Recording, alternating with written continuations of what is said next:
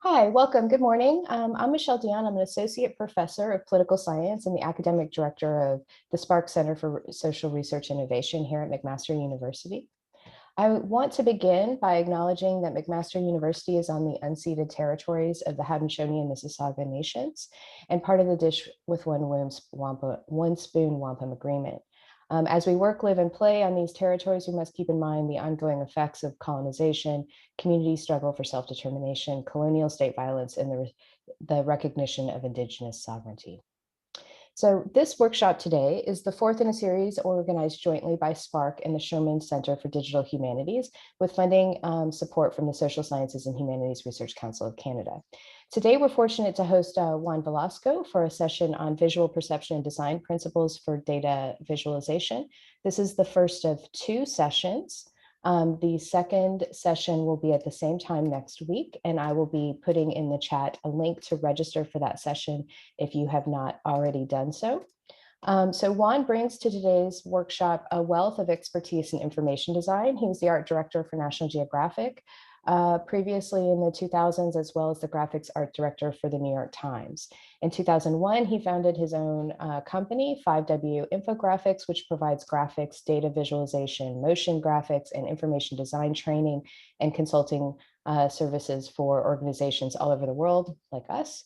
Today, he's won over 50 Society of News Design and Infographics Malafage Awards, including the Best of Show Award in 2013, as well as awards from the Society of Publication Design, the American Institute for Graphic Arts, or of Graphic Arts.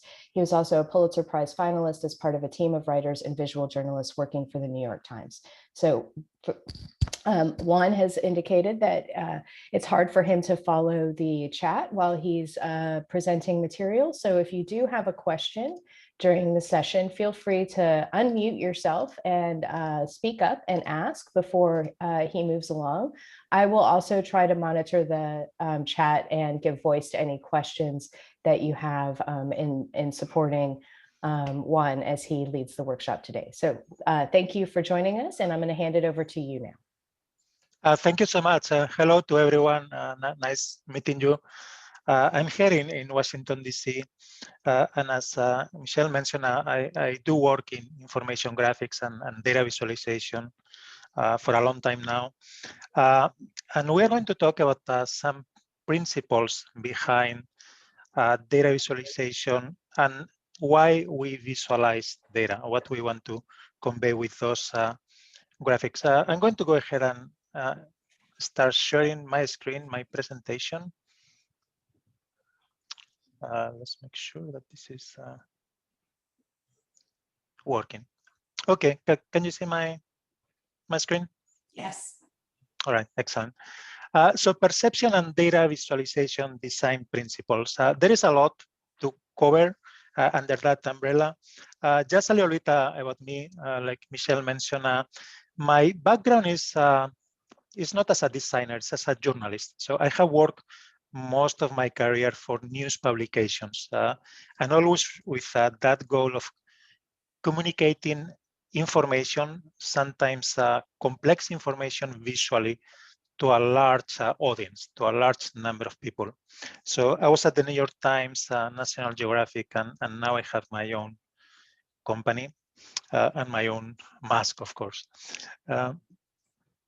We're going to cover a lot of ground, if possible. So we're going to talk today about why data visualization matters, why we want to visualize our information, and some principles behind how we perceive information, and some principles on how we design those graphics and data visualization. So I'm going to try to make it very, very practical for those of you that actually have to create graphics and data visualization. The second day, we are going to speak a bit about the text that accompanies those figures and data visualizations and infographics, because that's really critical, and that can make or break a graphic and a data visualization. And it's always a mix of visuals and captions and text, and that mix is very, very important. We will also talk about other ways of visualizing information that can be very helpful to you beyond just graphs and charts on the second day. And I'll talk about which tools are more reliable, more practical, easier to use, tools that don't require any programming skills and that you can use to do amazing data visualization. We'll also have some asynchronous learning. I will propose to you an exercise at the end of the session today, which is designing a data tracking dashboard about COVID. And also another activity which is optional is kind of a tutorial for different tools for data visualization online. And we will send you a video tutorial as well as the files that you can use to follow along. So why data visualization matters? As I mentioned before, I spent most of my career working for news organizations. If you look at the New York Times, for example, where I spent a few years, they publish almost 2,500 graphics every year. And that includes infographics with diagrams as well as charts, data visualization. For them, it's a critical tool for communication. There are things that simply cannot be shown with photography, and it will be extremely hard to explain with text. For example, this is a graphic. I was there when the September 11 attacks happened in 2001, and this is a reconstruction of how people were trying to escape one of the Twin Towers. So you can see staircases, elevator shafts, how many people were in each of the floors, how they were trying to escape. Interestingly, all the research for these graphics is done for the people that do the graphics. It's not a journalist giving information to a designer. It's the graphics department that has both visual and journalistic skills to come up with the reporting for this type of visualization. So those graphics that can be a mix of data and visuals are really critical to communicate information. At National Geographic, for example, I did a lot of these paleontology reconstructions. For example, a reconstruction of a Neanderthal you can see on top, something that takes many, many months to put together. It's not just an artistic recreation. It's based on science, working very closely, step by step, with scientists. To me, this is data visualization as well. It's not made up. It's not art. It's made on very, very, very precise measurements of fossils of different Neanderthal remains that have been found through the years. So there is a lot of science, and it's another way of visualizing data. It just takes a very, very different shape. At the bottom, you can see a reconstruction of a crocodile that lived more than 100 million years ago. So we built this clay model. And then on the right side, you can see with Photoshop, we created an environment. But that's another way of visualizing data. And this type of infographics, graphics, data visualization, charts are critical tools to communicate to the public with impact. It's a lot of information that you can convey that is very hard to communicate with text and impossible to communicate with photography. So that combination of words, charts, and visuals is very, very powerful. In this particular graphic, you can see the diminishing extent of sea ice in the Arctic over time, then the process of global warming. So it's important to communicate these very relevant topics to the public in a way that is accurate, but also impactful. When you open the page and you see something like that, most people are going to stop and at least look at it. And that's definitely a way to engage people. Speaking about design, in this particular graphic, you can see some good ideas that apply to most data visualizations and graphics. For example, the idea of having a very dominant visual element, like that large map, and then secondary elements that are context, like little charts, comparisons, or those globes at the bottom showing the gradual melting of the ice. So it's a combination of visuals that really engages a large audience. And of course, there are those data visualizations that are just pure data, pure charts or data maps like this about the election in 2016. You can communicate a huge amount of information in a visual like this. For example, data about 3,000 different counties in the US for the election. The great thing is that today something like this has become very, very easy to produce. A few years ago, you will need to use GIS, specialized software for mapping or coding for something on the web. Today, you can see that with an Excel file that is correctly formatted and using software like Tableau or Data Wrapper or Fluris, you can do this in 5 minutes, literally. But sometimes more interesting than showing a huge amount of data points is to have an idea that is simple and memorable, something that people will remember because it's a bit striking, it's a bit unusual. For example, this comparison after the election between Trump's America, which is all the parts of the country where Donald Trump won the election, and Clinton's America at the bottom, which is much smaller. But the interesting point of this graphic was that all major cities in America are in that bottom part, in Clinton's America. There is a very strong divide between urban and rural vote, how they vote. So it's interesting that more people live in that bottom part. It was a very, very contested election, even though it looks at first sight like the Trump part is so much larger. So sometimes simple ideas that are memorable, that people remember, that are striking, are more impactful than showing 3,000 counties, each of them with a bubble. Why do we want to be visual in the first place? I think it's very true that an image is very often worth more than 1,000 words. This is something that the Wall Street Journal published a few years ago. If you remember, there was a lot of controversy about the use of vaccines. Many parents were starting to say that they didn't want to vaccinate their kids. They thought that there was some theories around that said that it could cause autism and some other things, things that have been completely debunked since. But a visualization like this, for example, is showing how state by state we can see the cases of measles. They had the same for other diseases. And you can see that the moment a vaccine is introduced around 1964, the disease virtually disappears. So it's a visual, almost incontrovertible proof that vaccines do work, right? So sometimes a visual is much more powerful than any kind of other explanation you may do. It's immediate, it's impactful, it's engaging, and it communicates very quickly. Albert Einstein said that if I can picture it, I cannot understand it. Sometimes it's a really powerful tool for understanding. And when we place data points, numbers across an axis is when those revelations happen. Graphics really facilitate understanding. When we place these numbers across an axis, and those patterns, trends behind the numbers are revealed.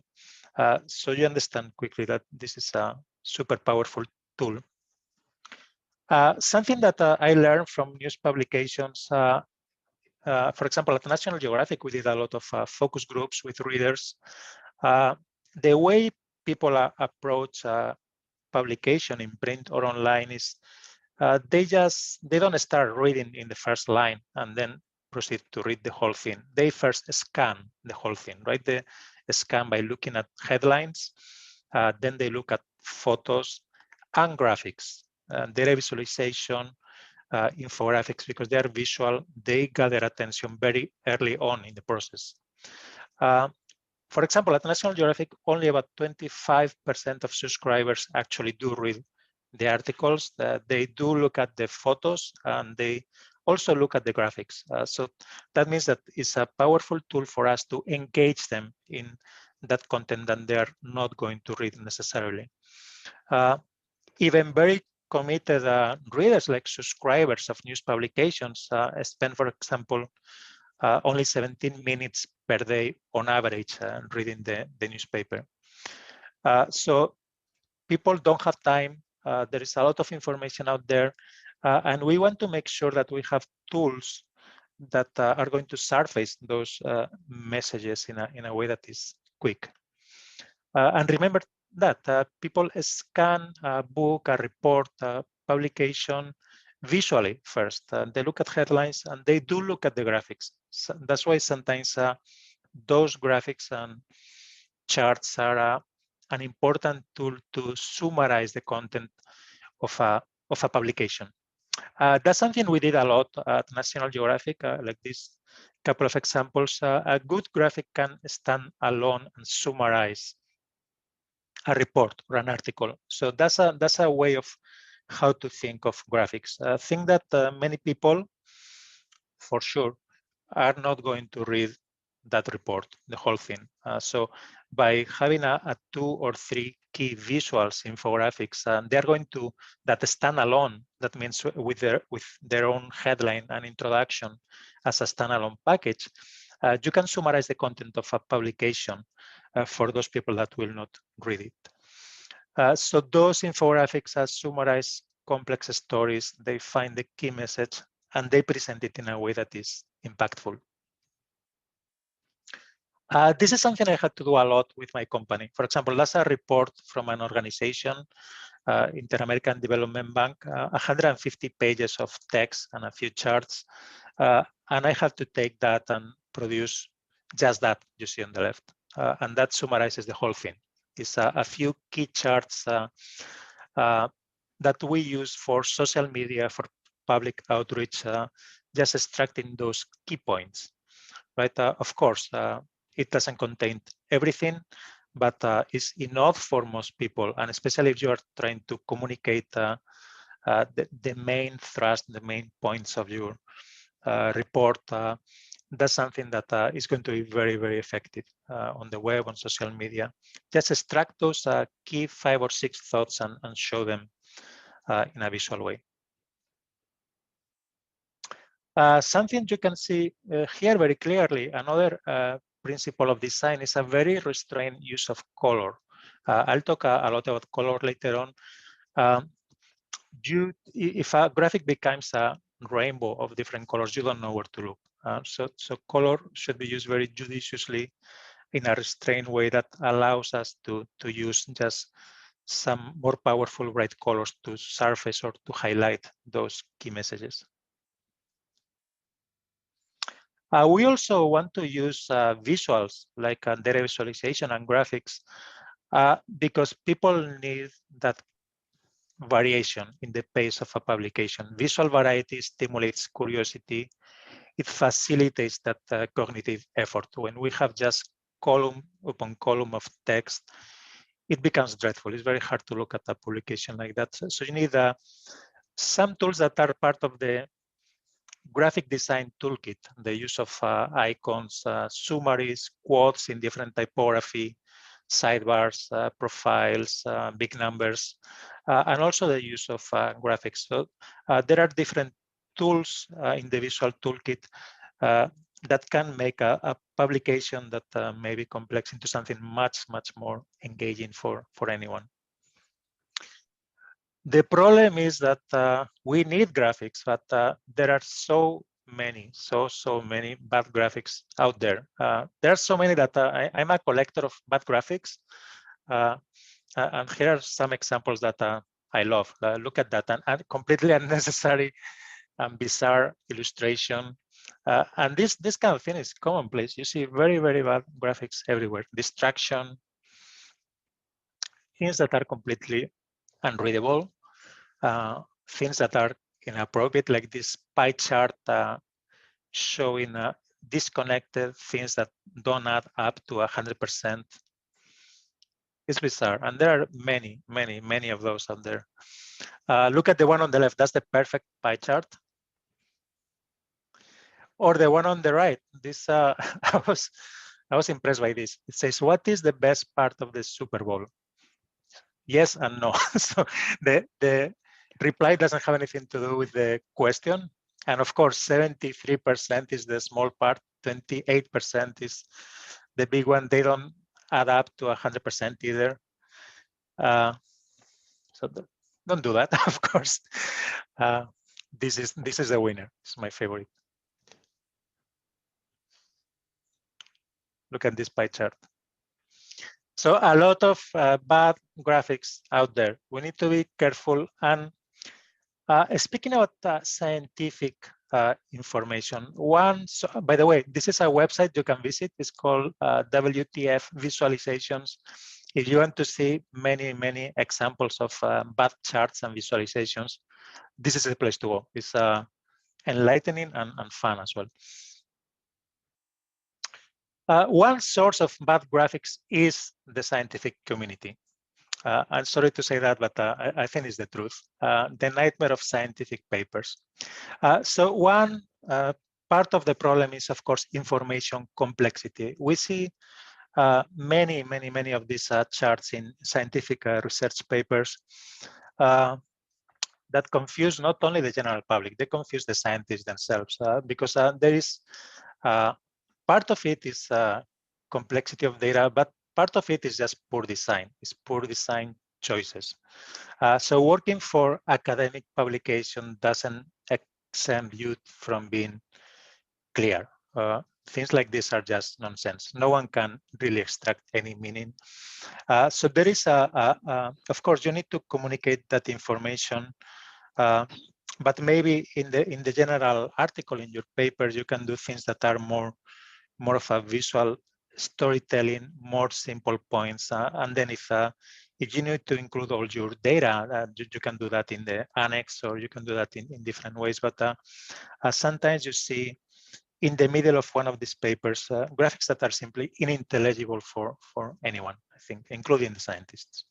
Scientists and researchers are as confused by bad data visualization as everyone else, in my opinion. The goal is not to simplify. The goal is to clarify. We do our graphics when it's going to make something more clear. And clarifying sometimes means embracing a bit of complexity. If you look at some of the data visualization from the New York Times, for example, this was a data visualization online showing how different sectors of the economy fared during the last recession. This takes a bit of time. You need to study it, you need to spend a bit of time. Some people say that if you don't understand a visual or a graphic in 15 seconds, it's not a good one. I don't agree with that. The same as if you don't understand a written report in 15 seconds, it's not a good report. Sometimes those communications take a bit more time to understand, but if the payoff is big, then I think it's a good thing, as long as it clarifies the information. Also, Einstein said everything should be made as simple as possible, but not simpler. So we are not trying to dumb down the information. We're trying to clarify. And there are things you can do with the design in order to do that. So graphics can be complex, and sometimes they need to be complex. And when they're a bit more complex, they become more enlightening. This is one of the most classic and famous data visualizations in history. I don't know if you have ever seen this chart. It was created by Charles Minard. He was a French engineer in 1869. It's a flow map. And what this is showing is how Napoleon tried to invade Russia in 1812. And for this military campaign, he started with 422 soldiers. They started marching from France in the winter. And the thickness of this line is the number of soldiers that were marching through Europe in the winter. More and more of them were dying. Very few arrived to Moscow and then or to Russia, and then they found those fields completely burned out, empty. They had to retreat, and at the end, only 4,000 came back alive. It's a very interesting data visualization, and it's multidimensional. It has other things you can learn from it. It's not only a chart of number of people, but it's also a map. At the bottom, you can see a temperature chart, which was a key component of the story. So a good graphic is multi-dimensional. Don't be afraid of complexity as long as it's clear. So, and those are two different things, clarity. We can do something relatively complex with clarity. This is a quote from Richard Feynman, physics Nobel Prize winner. If you can explain something in simple terms, maybe you don't understand it well enough. He wrote about really, really complex physics in a way that it became easier to understand by using visual metaphors, for example, by using things as simple as balls and cubes to let people understand the meaning behind some of those theories. So two sources of problem are information complexity, which I have just mentioned, and another one, not the same, a bit different, is information density. Showing too much data makes it impossible to process. Those charts on the right in that dashboard, they are all very, very simple, but it's just too many of them. And of course, it becomes way too much information. We are bad at keeping track of multiple things. We should not overwhelm users with data. That leads to data analysis paralysis. Too little information is as confusing as too much information. So for any kind of visualization charts that you do, you're going to have to edit and prioritize and really think hard about what is going to be the focus of that graphic. So don't tell the full story. You need to summarize, to surface only the key info. Focus on insights, not the data. Meaning, what are the key things we can learn from that visualization? And that means we need to engage in a process of editing. Editing means not only editing text and finding typos, it also means that critical decision of how much information we choose to keep or to discard. And that's a critical step in the process of visualization. Normally, if you have done good research, you're going to have a lot of data, a lot of information for your visuals. But you have to edit down just for the sake of focus and legibility. And that means not only taking out the parts that are less important, less interesting. Very often you will need to take out good and relevant information just for the sake of that focus and legibility. Sometimes more is more. Sometimes complexity is necessary. For example, that is the role of an atlas. We're talking about cartography now. This is a map that National Geographic published in 1944 during the war. And this map was so detailed and so complete that the British and American military in the field were using National Geographic map rather than their own military maps because it was more complete. But think about this. We can show, for example, Belgium with 1,000 lines, but we can show the solar system with 9 lines. And that's what I mean by editing. The process of removing complexity, cluttering by simplifying your information depending on your audience. That's the solar system in just 9 lines. So visual simplification brings clarity. And that's something you will have to engage with data visualization all the time. For example, that's a map of London showing a lot of data on top of it. It's about shared bike parking spots.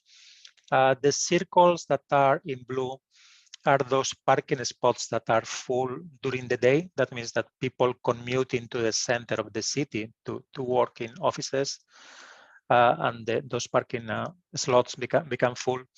And the ones that are in orange are full during the evening. That means people leave their offices and go back to their homes, right? What is interesting here is how we portray the map. The map is just that shape of the river, 2 or 3 parks, 4 or 5 monuments, and that by itself is enough to tell you London. right? And that's critical, especially when you do data visualization. You're going to have different layers of complexity. For example, in maps, data maps, that becomes very apparent. You have a background that is that can be very, very complex. And on top of that, you may have a lot of data. So you need to think of ways to simplify information visually to the minimum extent that is going to communicate what you want to communicate. In this case, we just want to communicate this is London and where these parking spots are. So taking information out sometimes will make you uncomfortable. You may have spent a lot of time working on a story, on a report, or whatever you do. But when you visualize it, you will have to make decisions. You will have to just let go of some of the things you think are important even. And then when you have done that, just unclutter what remains in a way that becomes visually simple. And what is critical is to find that key message. Sometimes I have to work with these scientific research papers. This is one I work with recently. It was a research paper about how when glaciers retreat due to global warming, they leave new space for plants, flowers. And at the beginning, you see a lot of new biodiversity, but over time that declines and ends up even worse with a lot of extinction. So there were a lot of different charts, relatively complex to understand, but you have to find out of all of this what is telling you the key idea, and it was this particular one. And the number of species is going to go up at the beginning, but then over thousands of years, up to 5,000 years into the future, after glacier retreat, the number of those plant species is going to diminish. So the way I face or I tried to design this was through an infographic, more of a storytelling combination of this chart and other visuals. So the idea is to surface that key message that you can see at the bottom and build a narrative around it. So this is an infographic that contains both illustration and data. In this case, what I was trying to do is to use, and what I often try to do is to use that idea of the 5 Ws. 5 W is the name of my company, and I chose that name because it's something that they teach you in journalism school. And the 5 Ws is the 5 things you have to answer in every article. It's who, what, why, when, and where. Right? Perhaps why will be the more important, but who, what, why, when, and where. And the different parts of a storytelling graphic should be able, in most cases, to respond to those things.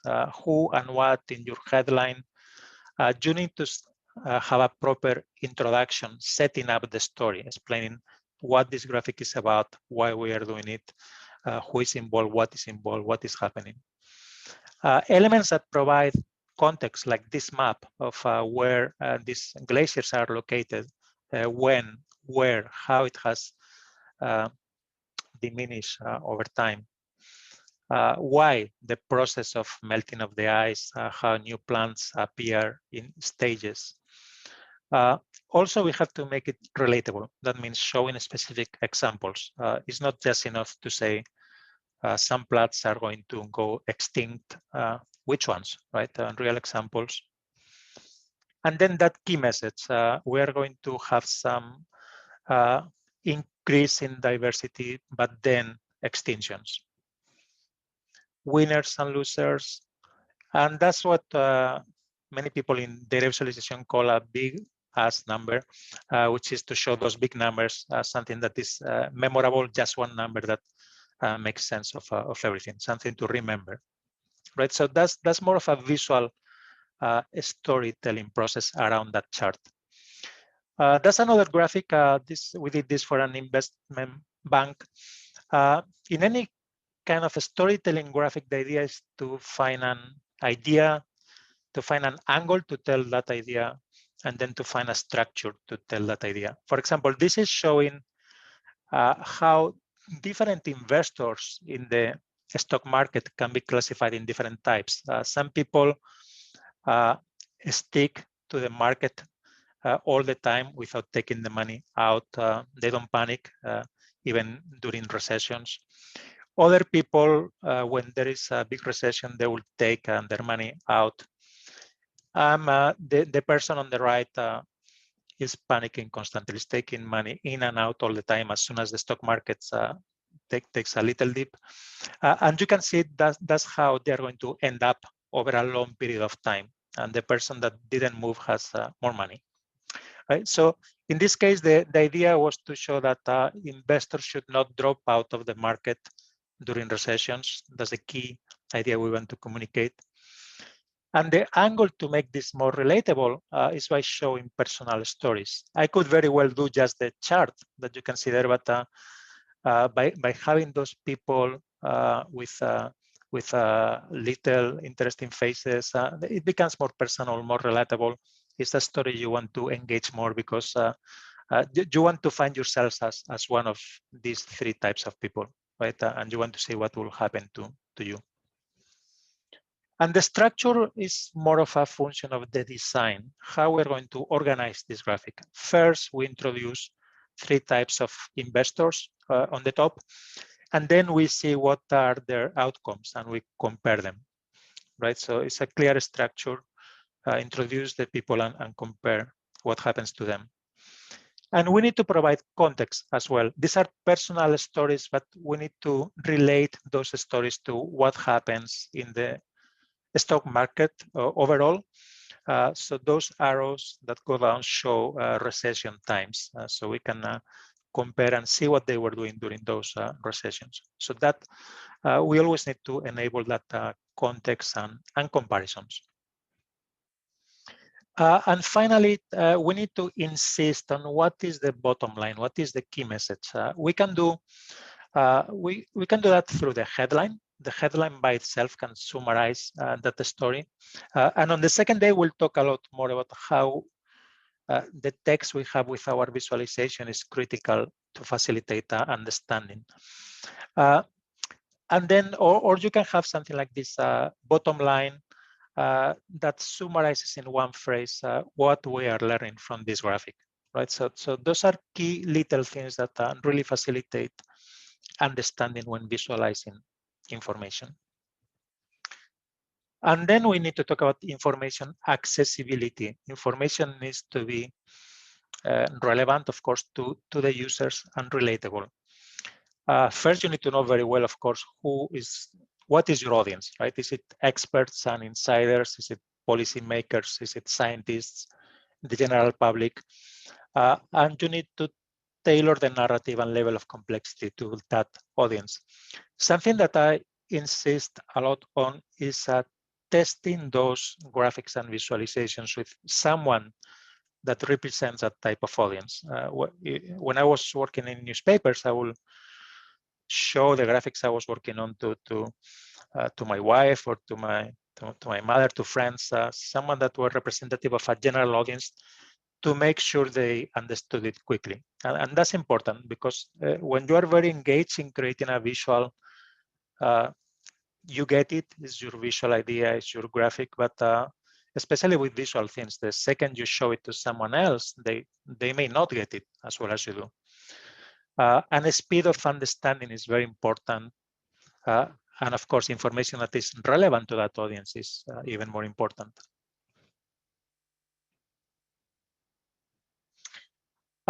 We have what we call the course of knowledge. That means if you are a specialist, and most people tend to be specialists, people working in any organization, they know a lot about the information that pertains to that company, or scientists know a lot about their specific fields.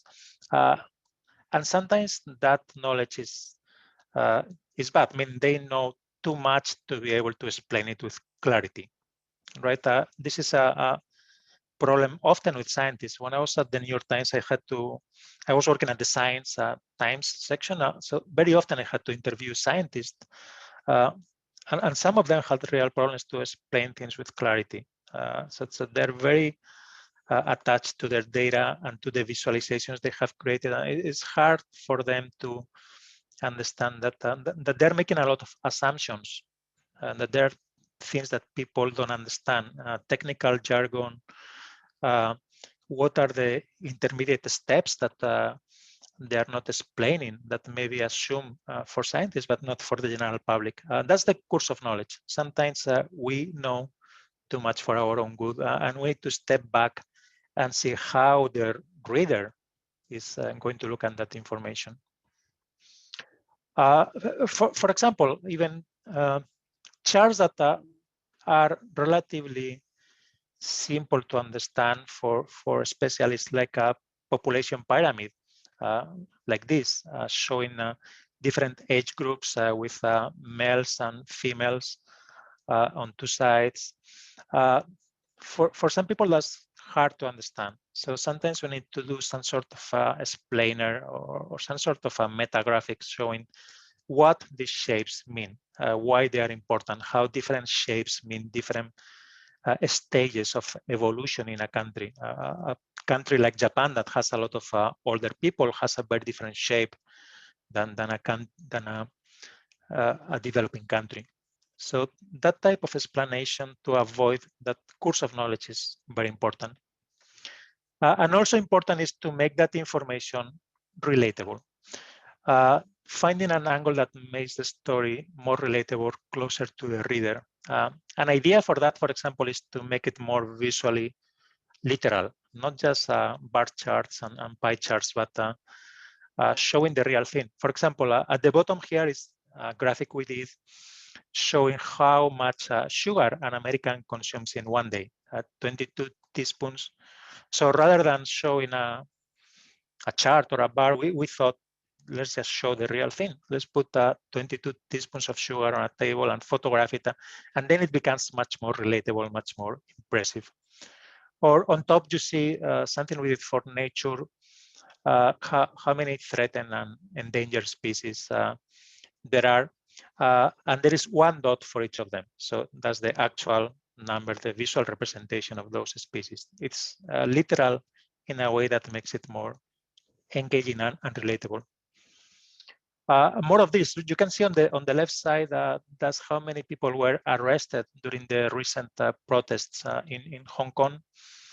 This is from a newspaper called the South China Morning Post. They do really amazing infographics and data visualization. If you have a chance to look at it, or the website is, in my opinion, almost the best, the South China Morning Post. On the right side, this is very recent. It's a cover of the New York Times when we reached 500,000 deaths in the United States due to COVID-19. They show the waves and the time pattern of how many people died at different times. And there are 500,000 dots in that graphic. So it's literal because it's a real literal representation of those people. Sometimes by being friendly, more engaging, even a bit humorous, you can also engage an audience on different topics. This, for example, is about global warming. It's the idea of that carbon bathtub. The idea of carbon dioxide is eliminated at a smaller or slower pace that it comes into the atmosphere. So it's kind of a bathtub that fills faster than it can drain out. And look at the approach or the angle here is through those little funny characters that are asking questions. There are questions and answers in a way that we can progress through these concepts in a relatively simple and fun way. Right? It's almost like something we will do for kids, but that's not always out of place for adults to explain topics that are relatively complex.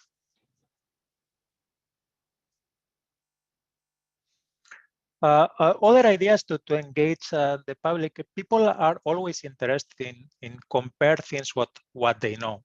For example, on the left side, that was a visualization by the New York Times placing the Olympic races in your neighborhood, for example, in Manhattan, or you can input your actual address and it will show you the 5,000 meter race or the 100 meter race in your street or in your neighborhood, so you can see how incredible is the times these athletes achieve. And on the right side, just something interesting is those rankings, tables. People really like to look at those. People really like to try to find themselves in the data. How does my city rank among others for this type of information?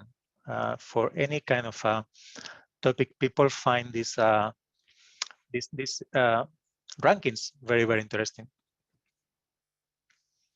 And that's an idea that is used a lot in journalism in general, but also applies to graphics and data visualization, is showing the near and the far. That means we need to talk about, for example, the coronavirus pandemic. We need to give the national picture. That's the far view, the overall trend in the country, in the world even. Why we should care about that story as a whole, but also the near view, the personal stories, what is happening in my town, in my hospital, in my school.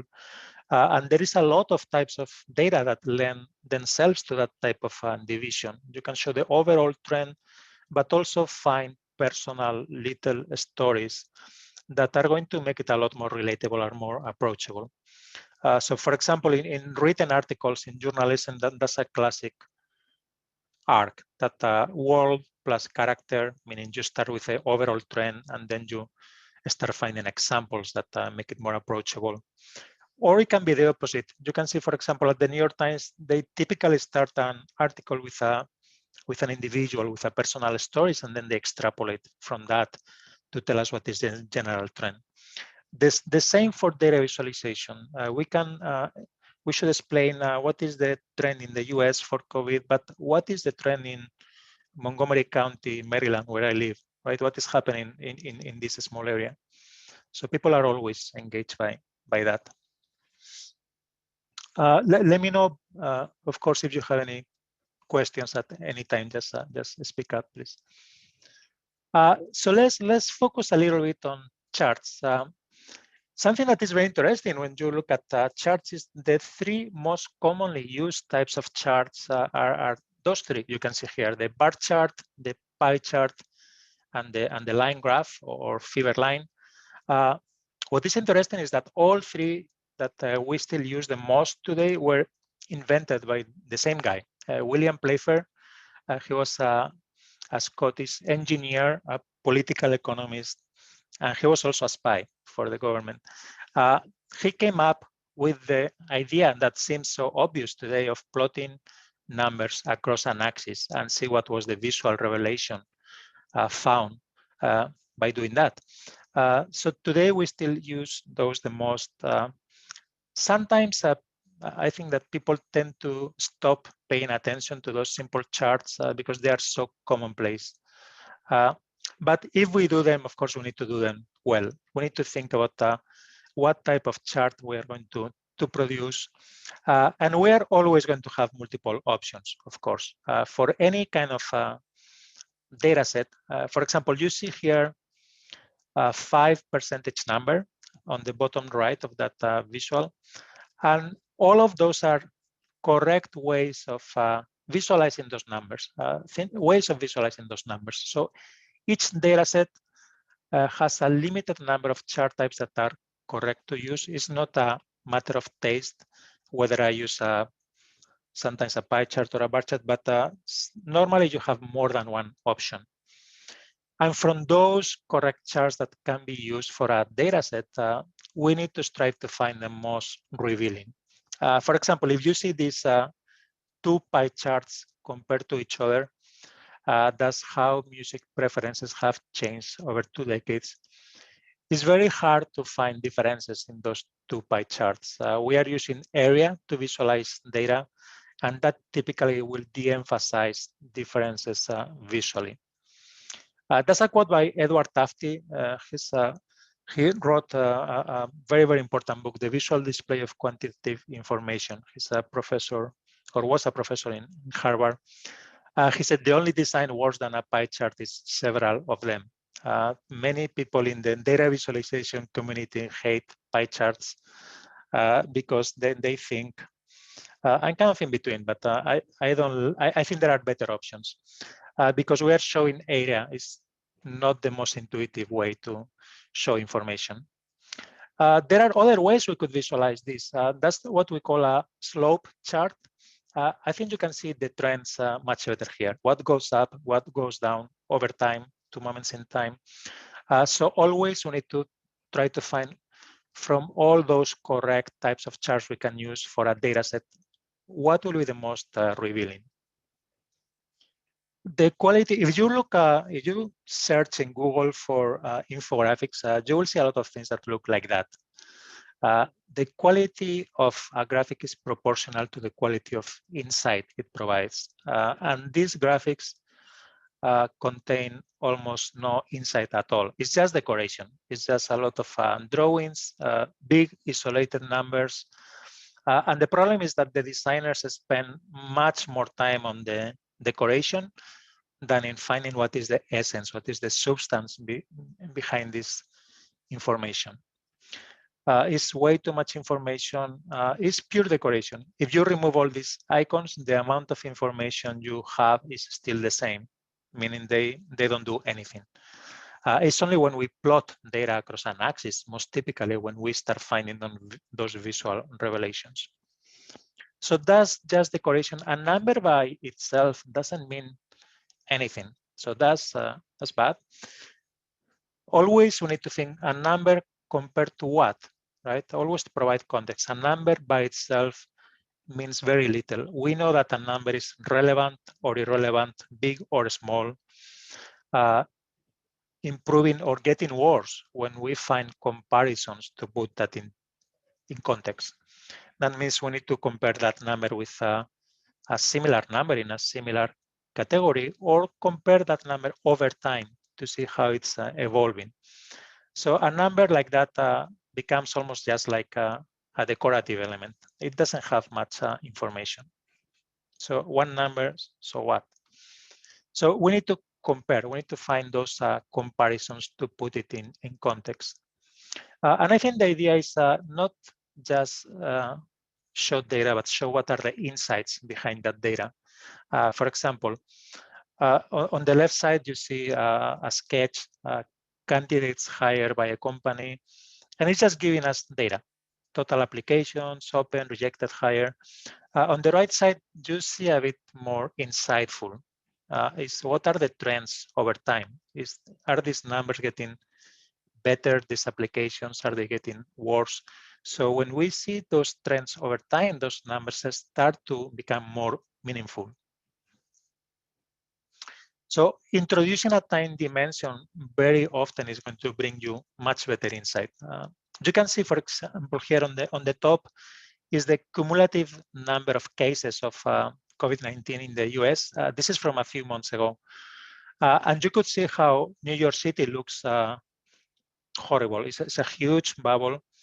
But at the time they published this, it was actually pretty good in New York City and pretty bad in other places. But because we are plotting the total number of cumulative cases since the very beginning, that looks bad for New York. More interesting is to introduce a dimension of time. At the bottom, we see what are the hot spots, meaning what is getting worse now as opposed to what is getting better. You can see that New York area is getting better in that bottom map. So introducing a time dimension brings more clarity and insight. And that's very important when you work with data visualization. So decoration is very tempting to approach those graphics from an aesthetic perspective, but that's only a part of the equation. It's not an illustration, it's an explanation. And many designers tend to spend too much time on that, on those aesthetics rather than on the insight and substance. Some principles that pertain to visualizing data. This is taken from a very, very important research paper in 1984 that summarized. They look at a ranking of visual ways of encoding data and which ones were most effective. For example, looking at length, something that grows in just one dimension, is the most easy way to see differences. An example of that is bar charts. It's just changing in one dimension the length of the bar, and that's very easy to compare. Then we have direction or angle. For example, the slope in a line chart is very easy to understand quickly. When we get into areas, we start getting into trouble. Squares or circles or pie charts, those are ways to plot area, are less intuitive. People have more trouble understanding the numbers quickly. We go into volume, like 3D cubes like this is really hard for people to understand the differences visually. If you don't have the number next to them, it's nearly impossible for most people to understand how much bigger a cube is than another one. And then we have, of course, shades of colors, color saturation, etc., that are less effective depending on the context. For example, these are answers to a quiz that many people tend to get wrong. In the first case, for example, what is the third largest segment in the pie chart? Is age. The easiest for people are those bar charts, still problematic sometimes. And with circles, areas, pie charts, people have problems. With cubes or three-dimensional volumes like the one at the bottom, most people get it wrong. The cube A is 5 times as large as cube B. So bars are the easiest to interpret. Length grows in one dimension. This is clearly 2 times bigger, the second one, than the first one. When we are working with circles, we want reader to compare the area, but sometimes they tend to compare the length of those circles and the diameter or the width or the height. So this is not 2 times bigger. This is actually 4 times bigger than the first circle. This is a circle that is 2 times bigger than the other. Right, so it doesn't look like it so much bigger, but it's 2 times bigger in terms of area. If we talk about volume, this cube is 8 times bigger than the small one. What we learn from that is that typically it's better to encode information visually with bars, if you can, things that grow in one dimension, or otherwise we start having trouble for people to grasp those size differences. We see a lot of charts today that are done with circles rather than bars. Using circles, the problem is that often those circular charts are plotted incorrectly using that diameter. You can see the same numbers on the bars and in the circles. The circles in red are incorrectly plotted using the diameter. The ones at the bottom are correctly plotted using the area.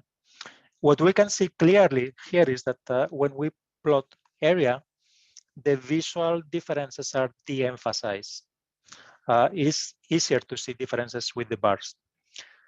So then we will wonder, why will I ever use circles if they de-emphasize visual differences?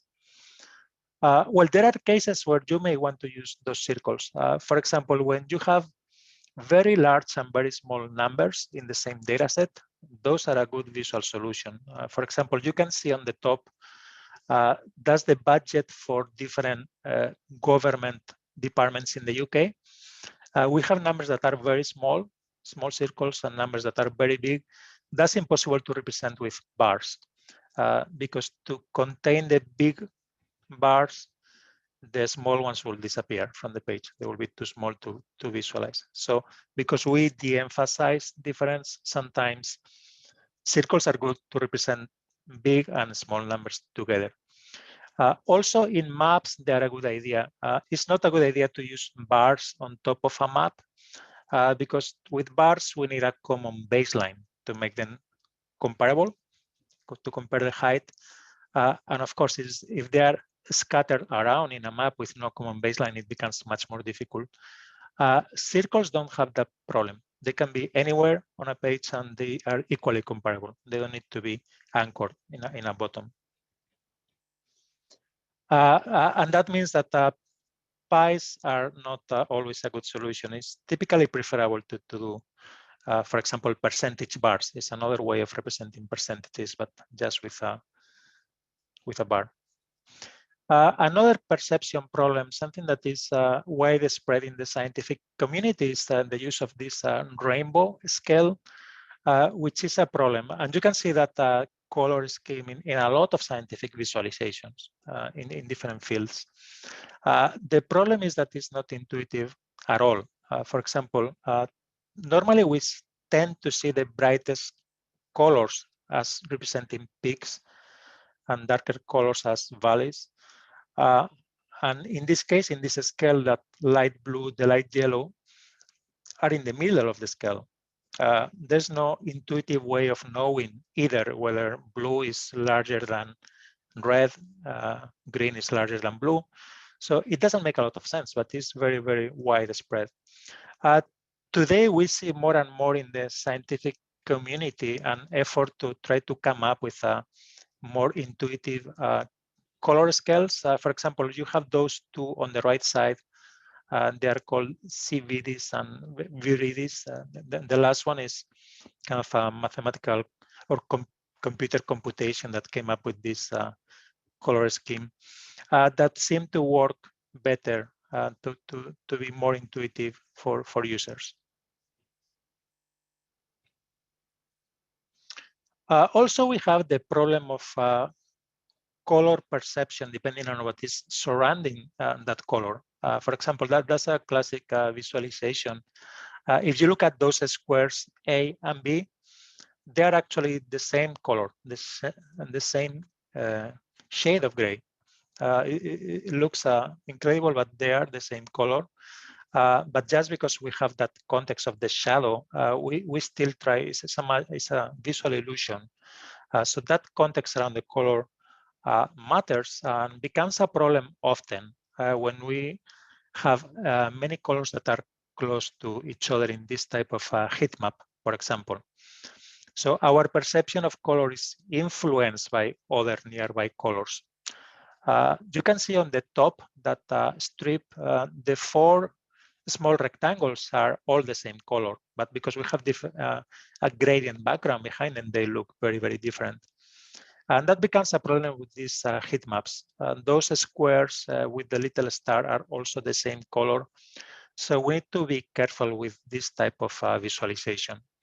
For example, a solution will be to have some white around these squares, make them smaller with plenty of white space around so that we don't find this contrast problem. The same is happening here. Those two rectangles are the same color.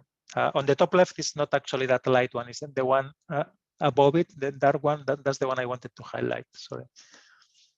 But sometimes those gradients of color can be very useful. For example, this is what we call a highlight table. That's a very interesting way of calling attention to the most important parts of a table, especially when you have a lot of numbers. Just by colorizing the background behind those cells, you can very quickly call attention to the high values and the low values. In this case, because they are surrounded by white and there is a very limited number of colors, it becomes much easier to interpret. But think of that idea, highlight tables with color shades behind the numbers to quickly call attention to your high and low values. It's a way to see the patterns in those tables. And also there are some principles of interpretation of information that are interesting to look at and to follow. This idea comes from that Gestalt school of psychology in the 1900s. They studied human perceptions and they found these principles for easy interpretation of information that apply a lot visuals, to infographics and data visualization. The first one is the idea of proximity.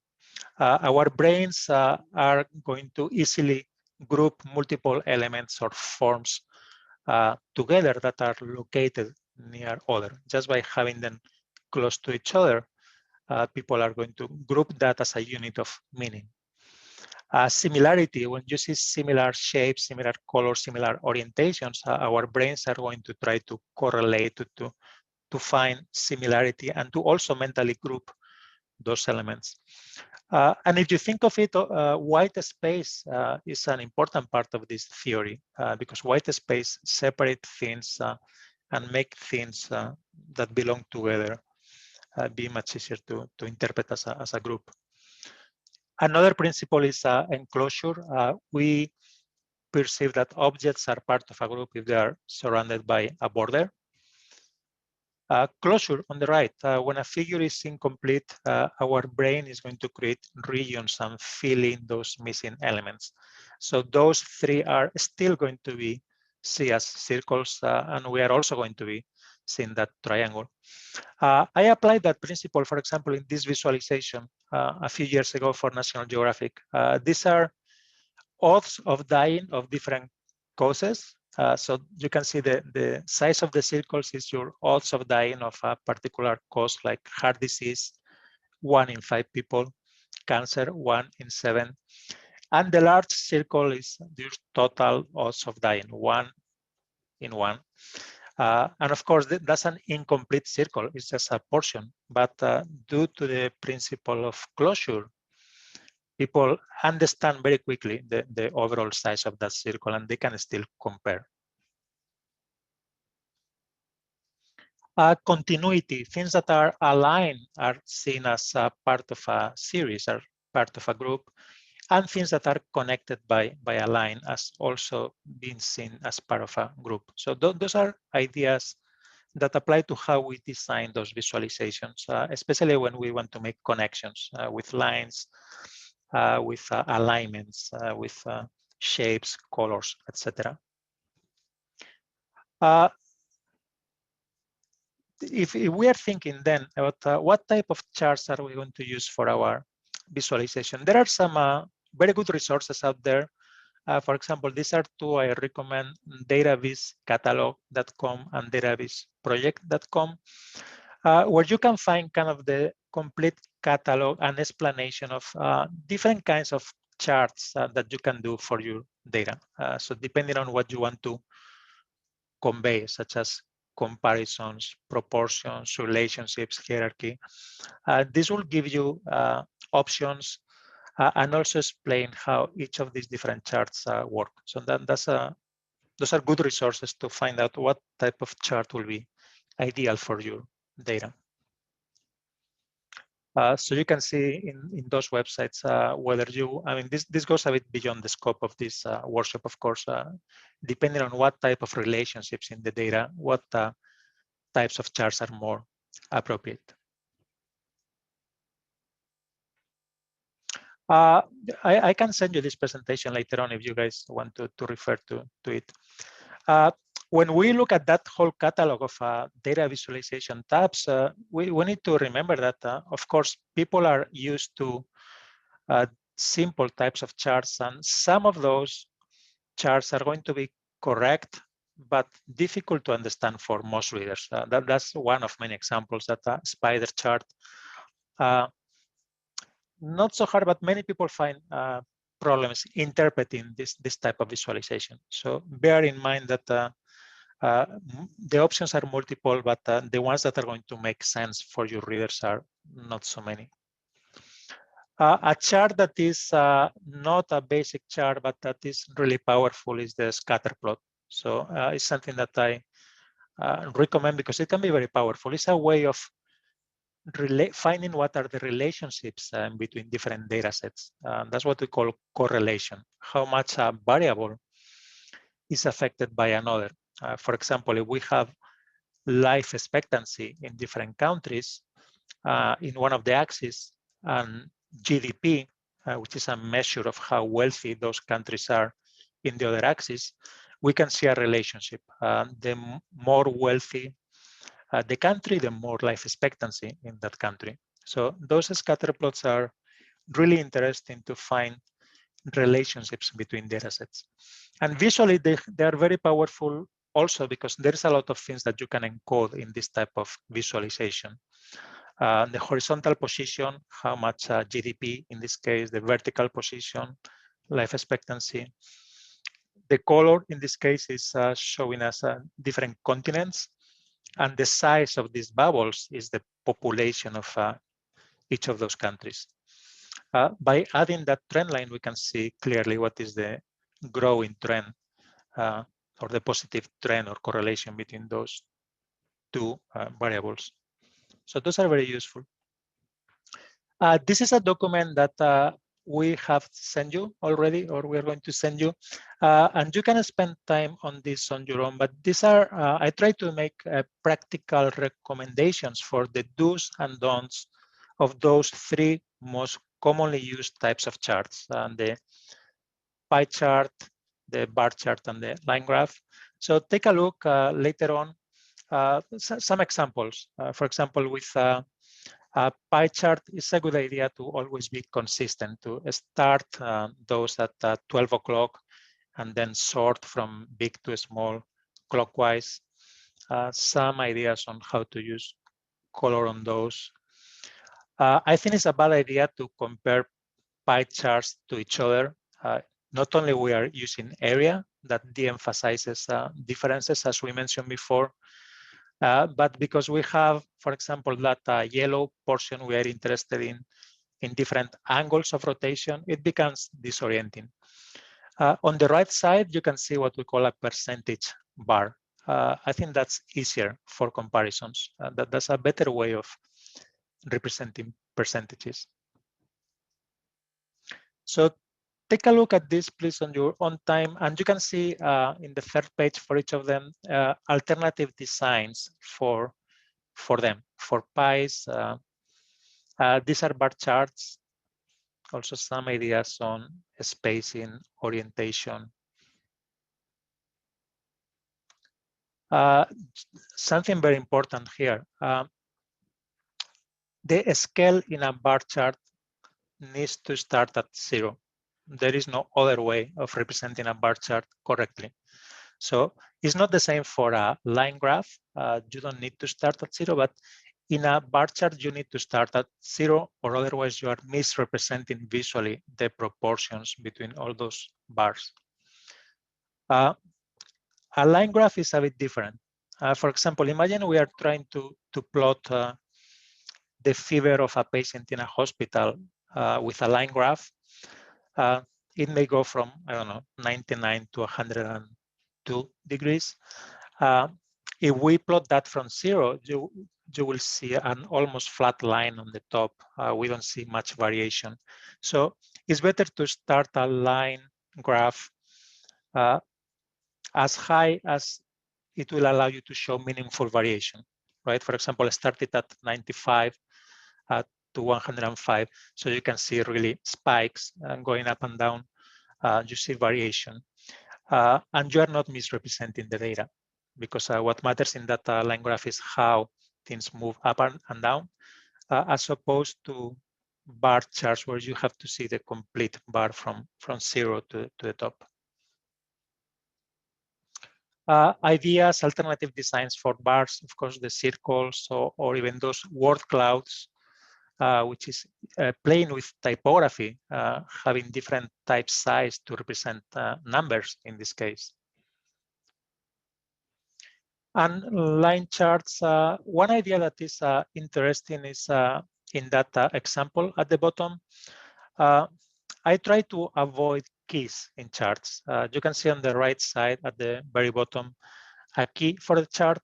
Many people do those keys by default, but that's counterintuitive, because you have to be jumping back and forth visually between the key and each of the lines to see what they are. If you can label directly or next to each of the lines, that's much better. It's immediate. You don't have to be jumping back and forth.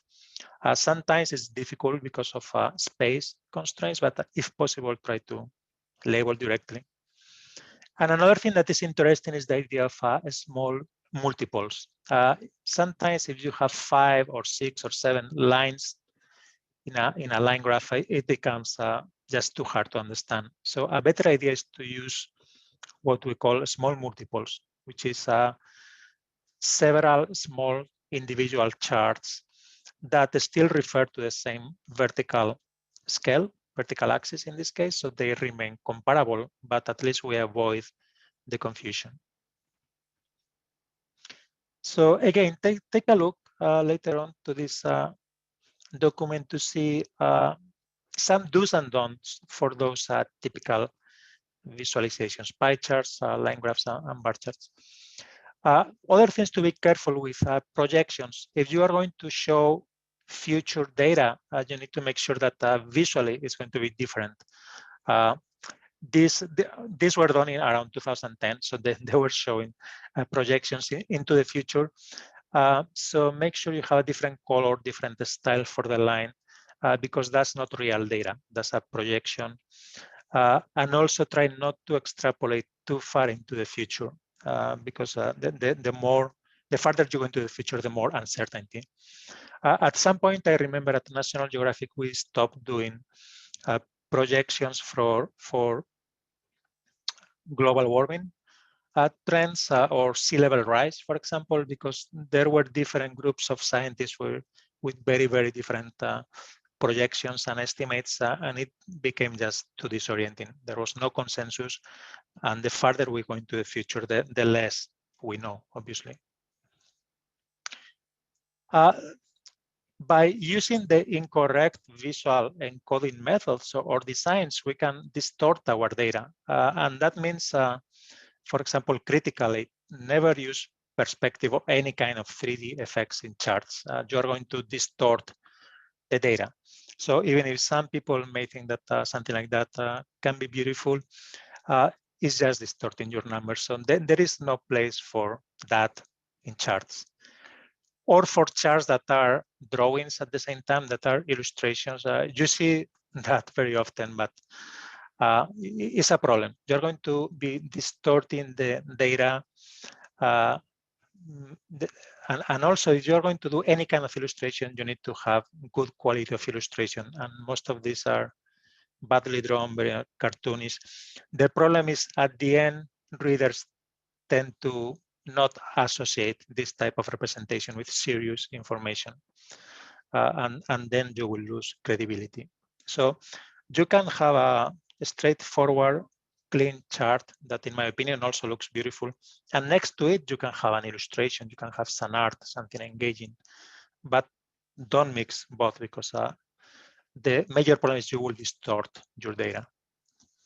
You can embellish a chart without losing its integrity. For example, this is a number of charts we did for UNICEF. And they were just very simple, but we wanted to occupy an entire page with each of those.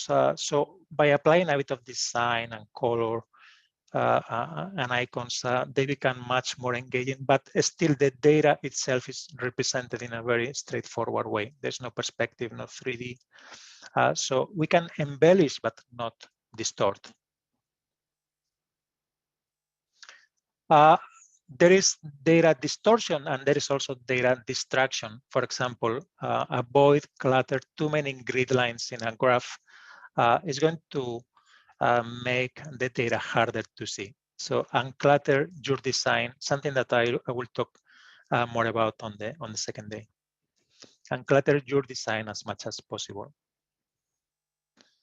Another way of cluttering those charts is by using, for example, those dual scales. You may have seen this type of chart where two data sets are on the same space, and one has a scale on the left, the other one has the scale on the right side.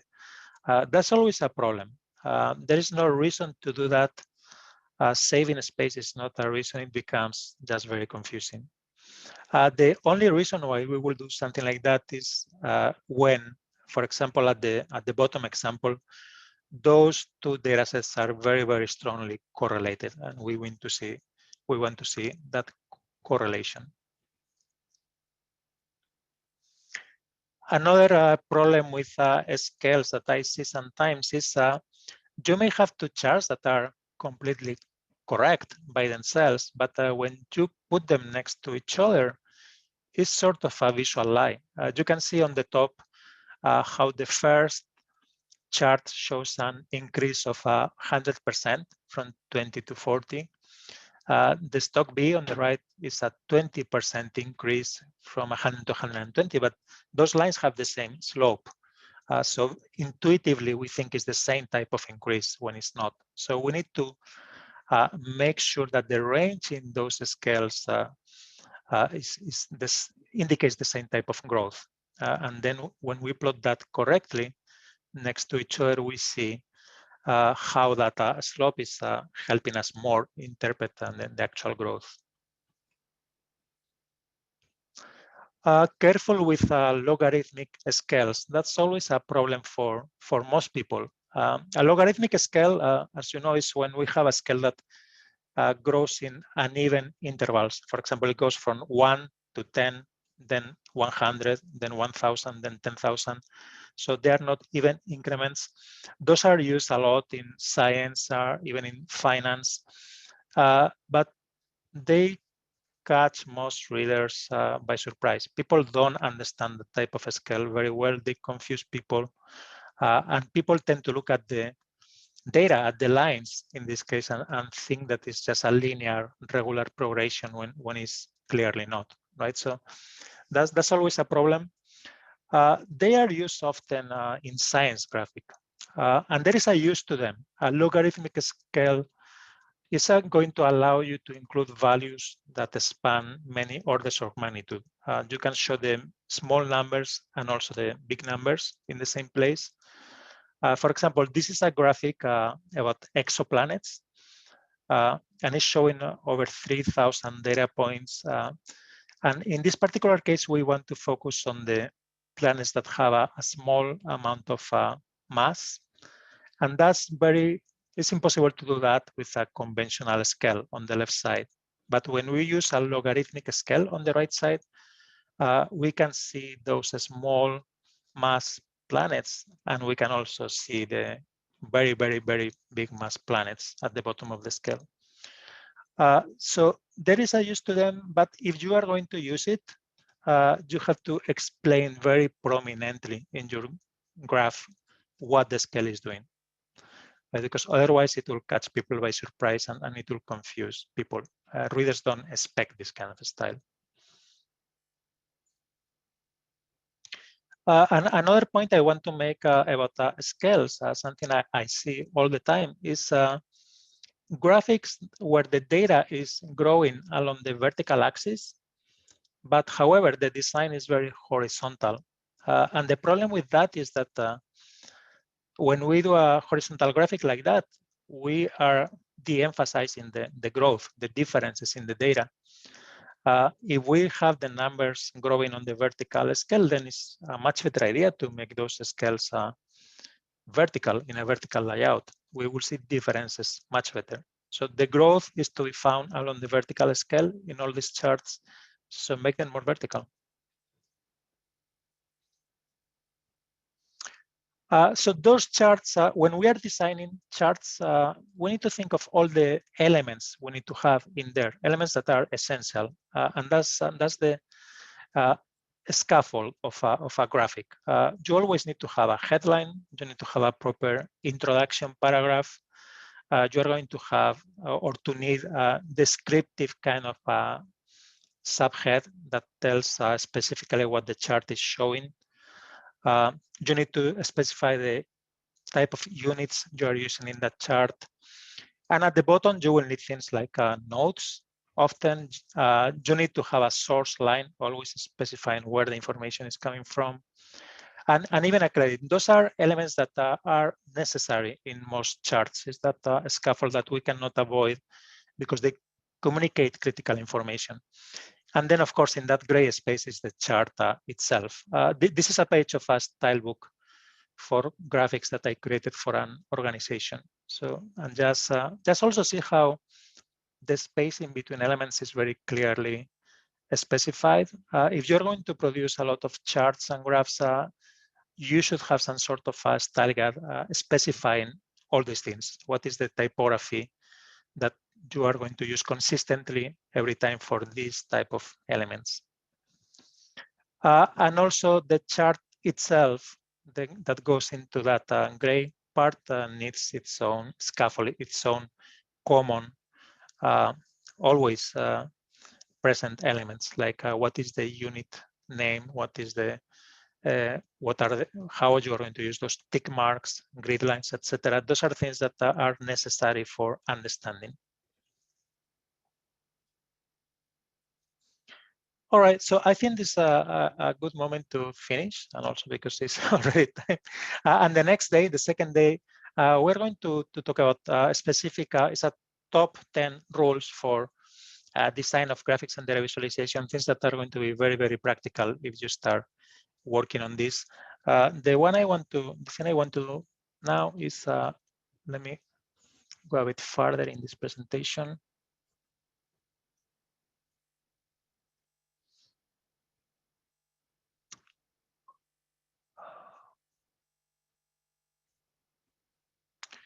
I'm going to propose to you a homework exercise. I don't know if this is optional or not, Michelle, but this is the homework exercise.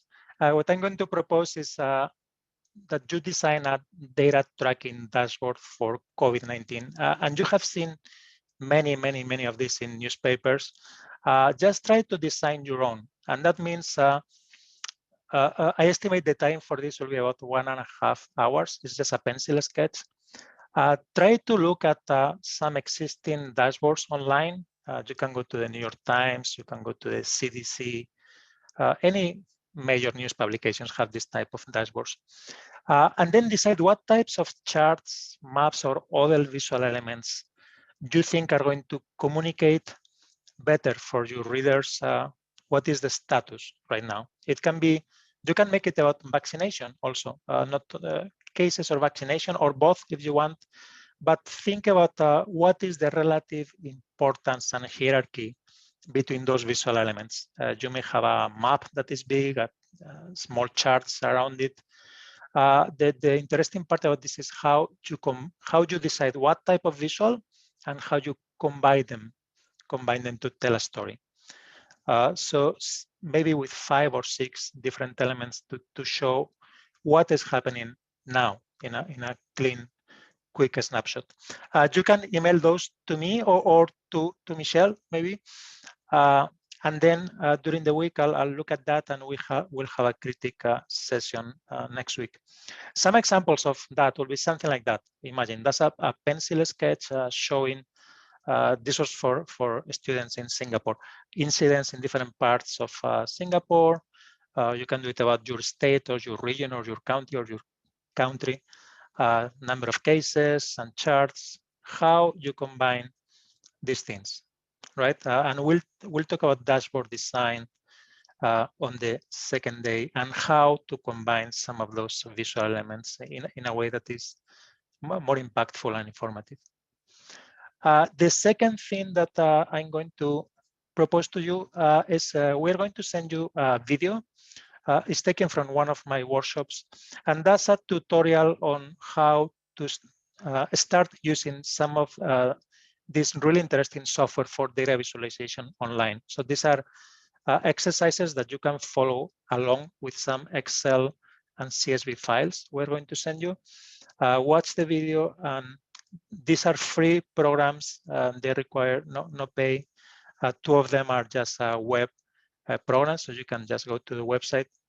Very easy to use, and you'll be impressed how easy it is to create data visualization with interactivity online. That will take about 3.5 hours, and of course, it's optional.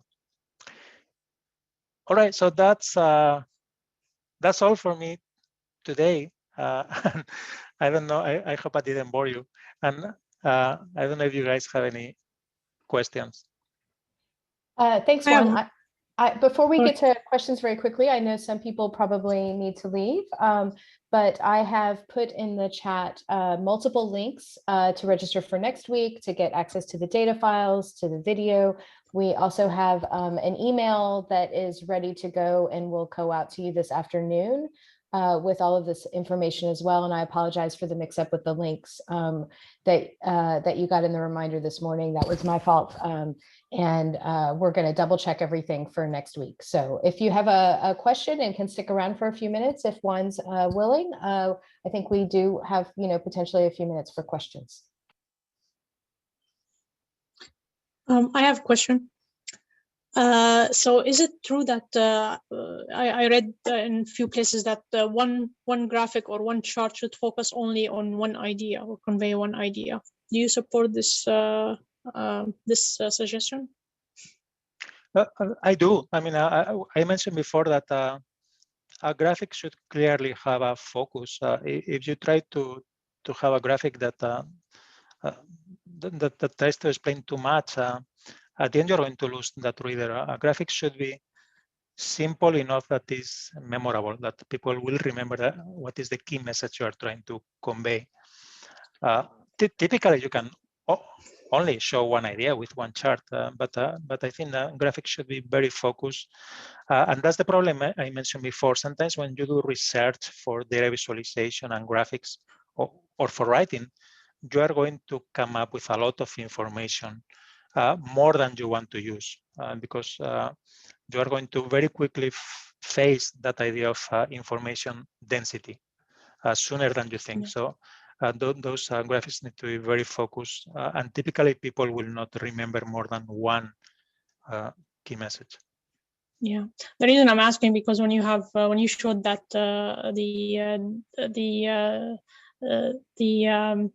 the economic growth of a country versus the expected life, you show like a line graph, or like the circle, but then you showed you introduced the color, you introduced the as well as another element. So it becomes, yeah, like there's one message, but there are also like key factors or contributors that you may need to interpret it. I usually focus this idea, and I don't know whether I should be splitting into 3 graphs or presenting one graph with some minor factors into it. But in my opinion, that is still one idea, and by introducing other visual codings like size and color, you make it a bit more clear, even because you will start seeing trends in that one chart. For example, you can see that African countries in that scatter plot are all at the bottom, meaning they have low GDP, and for that reason, or associated to that reason, they have low life expectancy. So those are ways of still one idea. The idea is life expectancy growth with the wealth of countries. That's the one key message. And then those visual encodings help you find groupings to understand that even better, in my opinion. That's different to showing 2 different ideas. Okay, thank you. Thank you. Okay, well, again, I have put a number of links into the chat for next week, and we have an email scheduled to go out to participants later this afternoon. We will be able to post the video from today as soon as Zoom finishes processing it. Also, McMaster researchers can always reach out to Spark if you want to meet with one of our staff to talk about your visualization needs. And I will confer with Juan about his slides, and we will, since he's graciously offered to share those as well, and we'll figure out a way to kind of get you a link to those as well. So unless there are any other questions. I have one quick question. A lot of the things that we talked about today were static images. One person who's done a lot of work in particular in the science area is Hans Rosling, and he's done a lot of unique video presentations. I was just wondering what your thoughts are on those, just in general terms. I think they're very powerful. In my company, we do a lot of explanatory videos, for example, short animations, because a lot of companies want to to use that way of showing information by explaining the things they do in social media, for example, or in Facebook. The most engaging thing online is videos. People, it's an enormous amount of difference in the engaging level between videos and everything else. So people want to watch videos, and that's a way to communicate not only cartoonish or funny things, but data, important, relevant stories. So that's something that is very useful, as well as interactive data visualization on the web. And those are things that I will also mention next time. We're going to segue a little bit into online data visualization and some practical ideas for that. Okay, lovely. Thank you very much. Thank you. Hi, Juan. I have one quick question for you. I'm a science illustrator that's currently, quite engaged in visual journalism and trying to foster a career in this space. And I guess one question I have for you is, when you're looking at these kinds of science stories, trying to become an expert with the new science or with the topic that you're exploring, there's a lot of research, and I think you've mentioned this before, how you can really go down like a really deep hole of research and stuff. And I'm just wondering, in your experience, how do you design, the narrative or create guardrails around what it is that you need to communicate to your audience in order to formulate like an appropriate graphic or an appropriate visual? Well, I think an important part of it is seeking feedback constantly. Remember, I mentioned that it's important to test those visualizations you make. The more you learn about that topic, the more you engage in research, and you become a mini expert in those topics when you are visualizing science. You interview scientists, and at the end, you have that course of knowledge. You may know even yourself more than you want to communicate.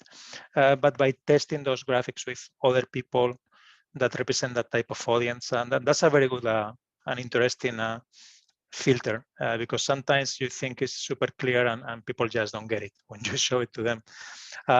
But also keeping in mind that a graphic needs to be focused, it needs to be brief. Typically, it's surrounded by many other things in a publication. It's not a standalone thing. So be mindful always of surrounding complexity and internal complexity. There is only so much information you can show in one graphic, so it needs to be very focused. And that means taking out things that you may think are really, really interesting, just for the sake of legibility. So, and it comes with practice as well. It's feedback and practice, and making sure that you are not doing no much more than just answering those 5 Ws, right? Who, what, why, when, where, or what is the key trend in a chart you want to surface. So try to be minimal and find the key message and focus just on that. Thank you very much. Thank you. Thank you. Is there time to ask one more question? I think that's up to one. Yeah. Okay. Of course. Thanks so much. So I wanted to ask, if someone, let's say, is an engineer, but wants to be an expert in this field. So is there any route that you suggest, for example, certain Coursera certifications or programs that you think are good to start with? Well, for example, the second day I'm going to give a list of books and resources. There are very interesting blogs out there that you can start reading, as well as books. And my company teaches a workshop also. It's a 2-day workshop, but I think other data visualization experts also are really, really interesting. Like, for example, you can look at the works of Alberto Cairo. He's a professor of data visualization at the University of Miami.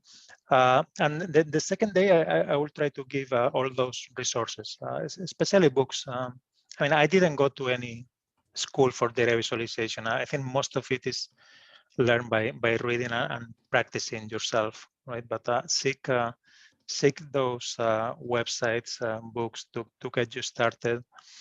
I think that will be the way to go. Great, thanks a lot. Thank you.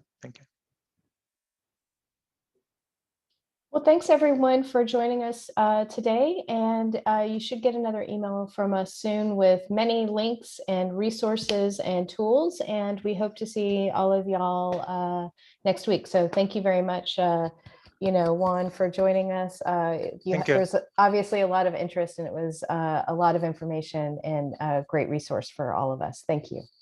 Thank you very much. Thank you. Thank you. Thank you. Thank you. Bye-bye. Thanks very much. That was great. Thank you.